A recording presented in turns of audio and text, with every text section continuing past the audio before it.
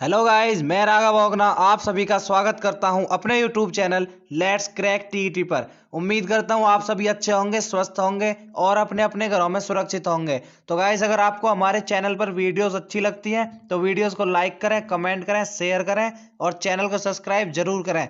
Subscribe करने के बाद बेल आइकन जरूर प्रेस करें ताकि हम कोई भी फ्यूचर में न्यू अपलोड वीडियो हो तो सबसे पहले नोटिफिकेशन आपके पास पहुंच सके।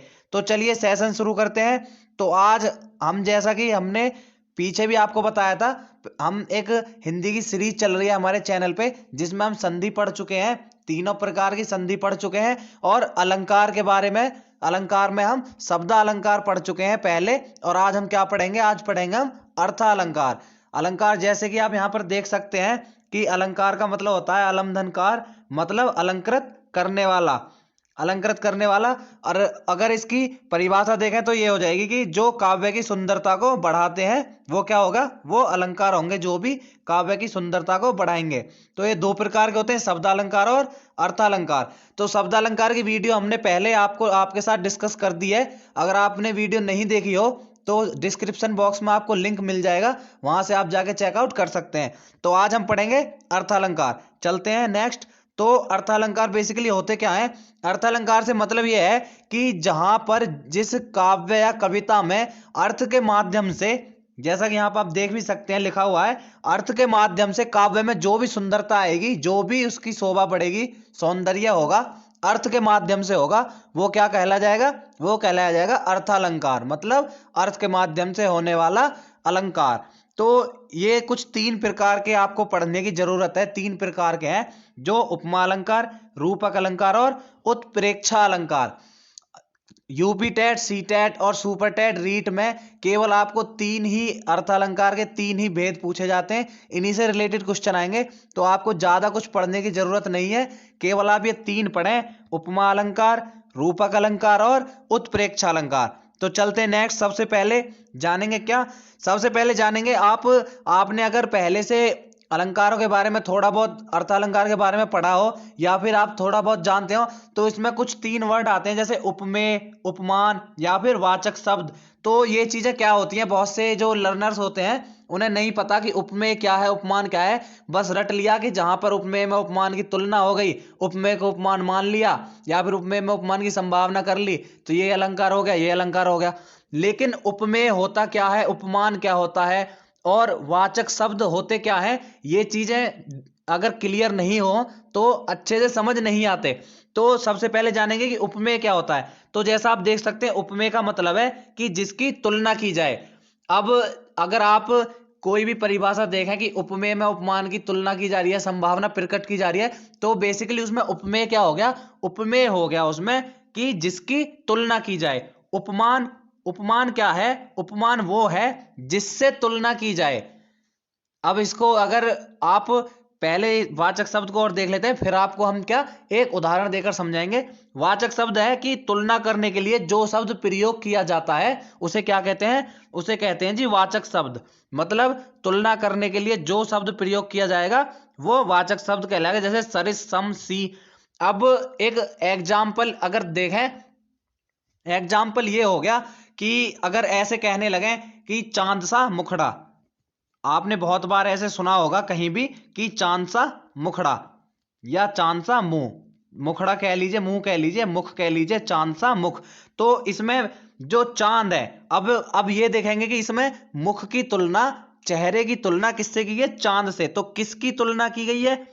मुख की। तो इसमें उपमेय कौन हो गया? जिसकी तुलना की गई है। मतलब मुख क्या हो गया इसमें? इसमें हो गया उपमेय। ठीक है बात? मुख हो गया उपमेय, जिससे तुलना की गई है वो उपमान। किससे तुलना की गई है? चांद से। किसकी? मुख की। अब चांद से तुलना की गई है तो चांद क्या हो गया जी? इसमें चांद हो गया उपमान। चांद क्या हो गया? उपमान। तो उपमेय और उपमान में समझ आया होगा आपको कि अगर हम वही एग्जाम्पल फिर से लें, चांद सा मुखड़ा, तो मुखड़ा क्या हो गया उसमें? मुंह क्या हो गया? वो हो गया उपमेय। मुख हो गया उपमेय और उपमान क्या हो गया? उपमान हो गया आपका चांद। ठीक है बात? और वाचक शब्द, वाचक शब्द कौन सा हो गया? सा, चांद सा मुखड़ा, सा, सी, सरिस, सम, ये सब चीजें क्या होती है? वाचक शब्द, जिससे तुलना की जाती है, जिन जिससे तुलना की जाती है वो क्या हो गया, वो हो गया उपमान। जिसकी तुलना की जाएगी वो क्या हो गया, उपमेय। और तुलना करने के लिए, उपमेय और उपमान की तुलना करने के लिए जो भी शब्द प्रयोग में आएंगे वो क्या कहलाएंगे जी, वो कहलाएंगे वाचक शब्द। तो अब चलते हैं, सबसे पहले उपमा अलंकार के बारे में पढ़ेंगे। होता क्या है, उपमा अलंकार अगर डेफिनेशन देखें तो जहां उपमेय को उपमान के समान समझा जाए या माना जाए, मतलब अगर उपमेय को उपमान के समान मान लिया जाए तो उसमें क्या, उसमें होगा आपका उपमा अलंकार। अब ट्रिक ये है कि जहां पर सरिस, सम, सी, सा, ये जो वर्ड है, सा भी आप इसमें ऐड कर लें, जो तुलनात्मक वर्ड होते हैं, तुलना करने वाले वर्ड होते हैं, जिनसे तुलना की जाती है, वो जितने भी शब्द होंगे वो आपके उपमा अलंकार में मिलेंगे। तो अगर ऐसे शब्द आपको कहीं भी किसी भी काव्य में, किसी भी कविता की पंक्ति में देखने के लिए मिल रहे हैं तो आप समझ जाएं कि उसमें क्या उपमा अलंकार होगा। जैसे उदाहरण आप देख सकते हैं, उदाहरण में यहां पे लिखा हुआ है फूल सी एक बाला, मतलब एक लड़की की तुलना फूल से की गई है। और इसमें क्या जी, एक वर्ड दिख रहा होगा आपको सी, तो सी मतलब सी हो गया आपका तुलनात्मक, तुलना करने वाला वर्ड, तुलनात्मक शब्द हो गया, तो ये उपमा अलंकार हो गया। अब आपने एक गाना भी अगर सुना हो, बॉलीवुड का एक फेमस गाना है कि फूलों सा चेहरा तेरा कलियों सी मुस्कान है, तो उसमें क्या बेसिकली जो चेहरा है वो फूलों के समान बताया गया है, तो वो भी उपमा अलंकार के अंतर्गत आएगा। तो नेक्स्ट चलते हैं, समझ में आ गया होगा। नेक्स्ट चलते हैं, नेक्स्ट है रूपक अलंकार। अब रूपक अलंकार क्या होता है, देख सकते हैं कि जहां उपमेय को उपमान की संज्ञा दे दी जाए, अर्थात दोनों में कोई भेद ना हो। अब ये कह रहा है, पहले वाले में क्या क्या था, उपमा अलंकार में था कि हमने उपमेय को उपमान मान लिया था, उपमेय को हमने उपमान मान लिया। जैसे चांद सा मुखड़ा, मतलब हमने ये कहा था कि मुख चांद के समान है। लेकिन रूपक अलंकार में क्या है, रूपक अलंकार में उपमेय को उपमान की संज्ञा दे दी जाती है, दोनों में कोई भेद नहीं किया जाता। अगर ट्रिक से समझें, अगर आपको ऐसे याद नहीं हो तो इसमें क्या वाचक शब्द का अभाव मिलेगा आपको, कहीं भी इसमें कोई वाचक शब्द नहीं आएंगे। वाचक शब्द कौन से होते हैं, अभी आपको बताया था, वाचक शब्द वो होते हैं जो तुलना करने के लिए, उपमेय और उपमान की तुलना करने के लिए प्रयोग किए जाते हैं, वो वाचक शब्द होते हैं। तो वाचक शब्दों का इसमें प्रयोग नहीं होगा, किसमें, रूपक अलंकार में। अगर आप ये उदाहरण भी देखें तो चरण कमल बंदो हरिराई, चरण कमल बंदो हरिराई, मतलब अब ये ऐसे नहीं कह रहा कि कमल के समान चरण जो है वो कमल के समान, ये कह रहा है चरण कमल मतलब चरण ही कमल हैं, तो इसमें कोई भेद नहीं है चरण और कमल में। तो ये क्या हो गया, ये हो गया आपका रूपक अलंकार, ये हो गया रूपक अलंकार आपका। तो रूपक अलंकार मतलब जहां पर कोई तुलनात्मक शब्द नहीं होगा और उपमेय और उपमान में कोई भेद नहीं किया जाएगा, वो क्या हो जाएगा, रूपक अलंकार हो जाएगा। तो उम्मीद है समझ में आ गया होगा। नेक्स्ट चलते हैं, तो नेक्स्ट है उत्प्रेक्षा अलंकार। तो उत्प्रेक्षा अलंकार से क्वेश्चन ज्यादा पूछे जाते हैं, उपमा और रूपक से फिर भी क्वेश्चन कम पूछे जाते हैं। तो उत्प्रेक्षा अलंकार को आप थोड़ा अच्छे से याद रखें। इसमें क्या है कि उपमेय में उपमान की क्या जी, संभावना बताई जा रही है। क्या बताई जा रही है, संभावना। उपमेय में उपमान की संभावना बताई जा रही है, संभावना प्रकट की जा रही है।